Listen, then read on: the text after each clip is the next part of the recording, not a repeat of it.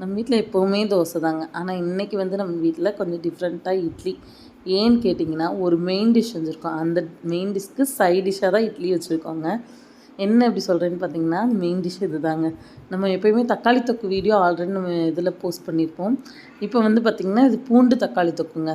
என் husband வந்து ஒரு 3.5 kilo தக்காளி வாங்கிட்டு வந்திருந்தாங்க. விலை குறைவாக இருந்துச்சுன்னு சொல்லிட்டு. அதில் வந்து நான் ஒரு 1.5 கிலோ அளவுக்கு தக்காளி எடுத்து நம்ம வந்து பூண்டு தக்காளி தொக்கு செஞ்சாச்சுங்க. டேஸ்ட்டு சொல்லவே வேணாங்க. நம்ம தக்காளி தொக்கு அல்டிமேட்டாக இருக்கும். இது அதுக்கு மேலே செம்ம சூப்பராக இருந்துச்சுங்க.